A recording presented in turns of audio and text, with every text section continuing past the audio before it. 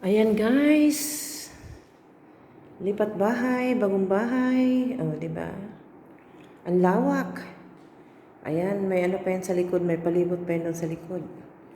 Ito yung ano nila, living room. Hindi pa nakabit yung internet at TV.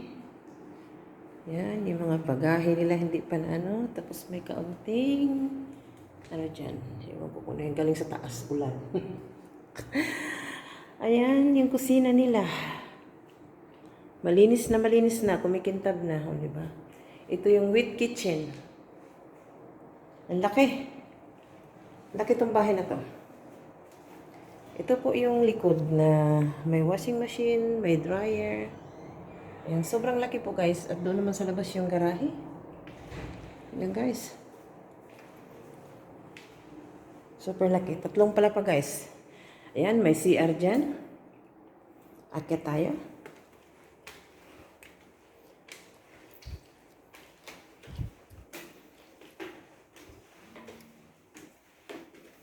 Yan. Dito, malaki. Yan. Kwarto, may CR.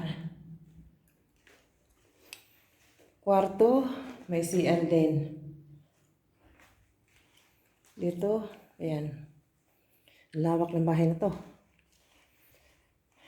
Ayan.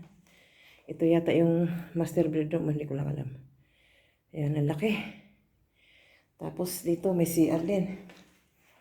Ayan, may bathtub. Ayan, CR. Ang laki ng space na to. Akyat tayo sa taas. Ayan, akyat tayo ulit. Tatlong palapag, mga lalabs. O diba? Imposibleng hindi ako papayat nito sa kakaakyat baba. Ayan, pag akyat mo, may sofa, may TV, may CR, at saka, kwarto ulit, kabinet. Daming kwarto, di ba? Dito, kwarto rin. Ang lawak. CR at saka kwarto din. Yan. O, diba? Ang laki ng bahay na to.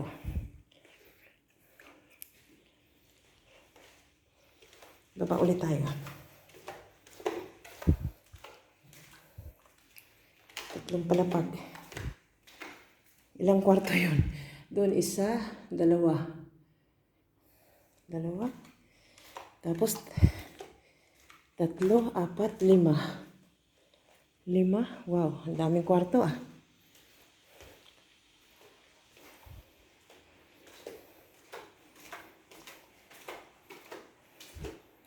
Lima or anim na kwarto. Hindi ko lang sure. Kalimutan ko na. Ayan. Yan yung dry kitchen nilang lawak. Tinan mo. Hindi ko lang kung saan nila ilagay yung table nila. Baka dito rin. Tapos yan naman yung wet kitchen. Sobrang laki.